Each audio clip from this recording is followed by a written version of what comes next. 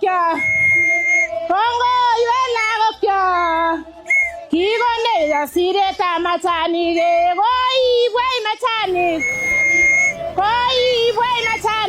signed an agreement to facilitate the purchase of premium purple tea varieties and promote Kenya's specialty teas across French retail networks, creating opportunities for value addition and high income for our farmers. Kilimo ni uti wa mgongo wa uchumi wa taifa, na pale mkulima anapopewa mbegu ya matumaini, basi jamii nzima huanza kuona mwanga wa maendeleo. Ningependa kuwajulisha wakulima wa majani chai ya kwamba serikali inafanya juu chini kutafuta market pale pengine au kutafuta njia nyingine kupeleka majani chai kwa soko hasa ya upande wa Pakistan, China, Egypt, UK na upande zingine. Kwa miaka mingi kaunti ya Baringo imekuwa ikitajwa zaidi kwa ufugaji na mazao ya kawaida, lakini sasa upepo mpya wa mageuzi ya kilimo unaanza kuvuma. Naam, karibu kwenye makala maalum ya Kilimo Leo, ambapo leo tunaangazia usambazaji wa miche ya majani chai katika eneo bunge la Eldama Ravine, wadi ya Lembusu, maeneo ya Mwachon, Torongo, Tugumoi na viunga vyake. Mimi ni Kamau Waithaka. Kwa miaka na mikaka, kaunti ya Baringo imeonekana kusalia nyuma katika uzalishaji wa mazao ya biashara nchini. Hata hivyo, hali hiyo sasa inaanza kubadilika, huku kaunti hiyo ikianza kujijengea jina jipya kupitia kilimo cha mazao yenye dhamani kubwa sokoni. Baada ya mkutano wa wakulima uliofanyika Eldama Ravine mwezi Aprili mwaka huu, viongozi wa serikali pamoja na wadau wa kilimo walikubaliana kuongeza uzalishaji wa mazao kama kahawa, parachichi, makadamia na majani chai. Wahenga walisema safari ndefu huanza kwa hatua moja.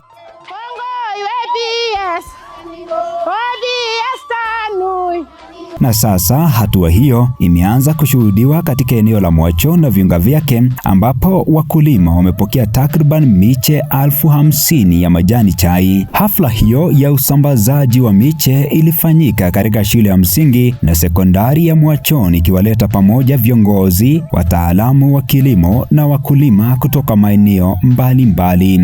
David Kosgei, ambaye ni mkulima na mwenyekiti wa wakulima eneo la Mwachon, amepongeza mpango huo akisema kuwa utasaidia wakulima wa eneo hili ambao kwa muda mrefu wamekuwa wakitegemea ufugaji wa maziwa kama chanzo kikuu cha uchumi. Tukiwa cooperative society, hasa kazi yetu hasa ni kusanya maziwa ya wakulima alafu tunauzia. Kwa hivyo tulikuwa na deal sana na maziwa, lakini wakati huu jua kwamba kama chai imeingia, basi wakulima wetu watakuwa na pesa, sio kama hapo mbeleni. Tumekuwa tukipata kutoka wakulima wakiuliza ni wakati gani pesa ya maziwa inaingia, lakini wakati huu sasa najua kwamba pesa ya maziwa ikiingia, pesa ya chai inaanza kuingia vile. Kwa upande wake, Abraham Limo, mkulima wa majani chai kutoka Mwachon, anawahimiza wakulima kukumbatia kilimo cha mazao mbalimbali yenye faida katika soko la kisasa ili kuinua maisha yao. Anasema mazao kama parachichi, kahawa na majani chai yana uwezo mkubwa wa kuongeza kipato cha familia nyingi. Wananchi wote, chakua panda chai kidogo, weka avocado kidogo, ng'ombe, zero grazing, ili tutoe umaskini. Mimi naona Mwachon 3 to 5 years hakuna hii watu wote watakuwa tajiri. Utaona vile maisha manyumba ile wanaishi itakuwa high class sababu ya uchumi. Tukitoa mchango tunatoa, hata tutaita tuna support direct. Mimi ni mkaji wa Tugumoi, amenye Tugumoi, Pastor Neba Deliverance Church. Mageuzi haya ya kilimo hayajawavutia wakulima pekee, bali hata viongozi wa dini. Mchungaji Robert kutoka eneo la Tugumoi amesema kuwa hatua hii ni fursa kubwa kwa wakazi wa eneo hilo, huku akiwahimiza wakulima kuwekeza katika kilimo hicho ili kuwasaidia kukidhi mahitaji muhimu kama kulea na kusomesha watoto wao. kwa sababu mimi si kati ya wazee, niko hapo katikati. Nataka kuambia hii watu wenye tuko katikati, wenye tunang'ang'ana saa hii na mpira ya kucheza kupeleka watoto shule. Shule imekuwa expensive. So usipochangamuka my friend utachanuliwa. So changamuka na chai, tupande chai, tung'ang'ane na hii kazi, tukamate udongo sawa sawa. And I'm very sure tutapeleka watoto shule na tutahangaika. Na kama wewe ni mchungaji kama mimi, unajuanga hatuna mshahara.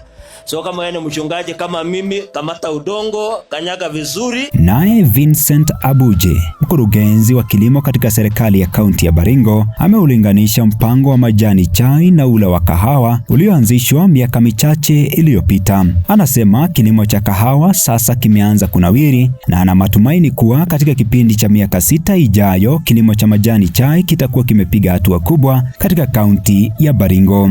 Acha kwanza nichukue fursa hii kushukuru National Government kwa hii support ya miche ya chai. Unajua kama kaunti ya Baringo chai huwa amini. So na hiyo yote ni kwa sababu acreage yetu ni kidogo, yani ile shamba tuko nayo ni kidogo sana ukilinganisha kwa ile mapu ya Kenya. Miaka kama 7 iliyoisha tulikuwa pia mahali kama hapo kwa mambo ya kahawa. But at least right now kahawa anywhere in Kenya inajulikana kwa one tuko nayo ni kubwa sana. Zaidi ya 4,000 acres na pia ile mapato tunapata. So mimi kuhimiza tu wakulima kuwa pia tukitia same bidii kwa mambo ya chai in the next muda miaka 5 miaka 6 mapato ya kulima kutokana na mambo ya chai itakuwa somewhere. Aidha, viongozi mbalimbali wameusifu uongozi wa sasa wa Rais William Ruto kwa juhudi zake katika kuwawezesha wakulima nchini, hasa katika kaunti ya Baringo. Pia juhudi za katibu katika Wizara ya Habari na Mawasiliano, Mhandisi John Tanui, zimetambuliwa kwa mchango wake mkubwa katika kuhamasisha maendeleo ya kilimo eneo hilo. Milka Toromo, afisa mkuu wa kilimo katika serikali ya kaunti ya Baringo, amesema kuwa uwekezaji huu utafungua milango mipya ya maendeleo kwa wakazi wa eneo hili. Mshaiona vitu kama hiyo? Saizi kahawa Baringo inamwakwa fua kwa sababu ya current leadership ambayo tuko nayo. Nataka nishukuru pia. Asanteni kwa kazi ile mnafanya. Sisi kama watu wa Baringo tutawashikilia. Jitihada hizi pia zimepongezwa na mwakilishi wadi maalum Sharon Keter, ambaye amesema kuwa mpango huu utaimarisha maisha ya wananchi na kusaidia eneo la Mwachon kukua kiuchumi kwa kasi. CPS ameleta maendeleo mingi sana huku Mwachon. Najua leo nimekuja Mwachon nikajiuliza hapa sio reserve tena.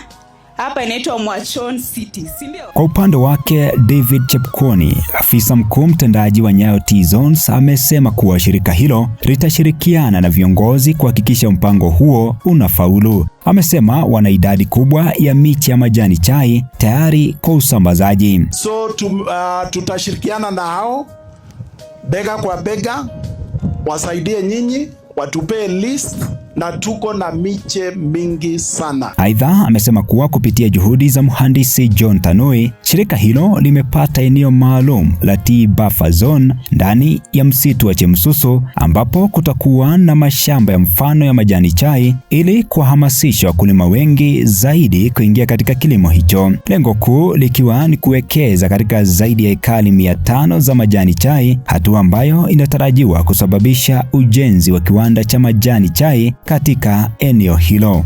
We have also gotten a lot of support from PS Tanui. Na ametusaidia, tumeweza kufanya kazi na KFS na kuna ile msitu inaitwa Chemosus. Onge Chemosus. So tutaestablish tea buffer zones huko. So tutapanda chai along the buffer zones yenye tutaweka huko Chemosus. Tuimize wakulima wapande yao pia, alafu tufike eka at least 500, alafu tulete kiwanda ya chai hapa. Kongo iwe PS Tanui kigone ngasireta. Kwa hakika huu ni mwanzo wa safari mpya ya mageuzi ya kilimo katika kaunti ya Baringo. Kupitia kilimo cha majani chai na mazao mengine ya biashara, wakulima sasa wanaanza kuona matumaini mapya ya kuongeza kipato, kuboresha maisha yao na kuimarisha uchumi vijijini.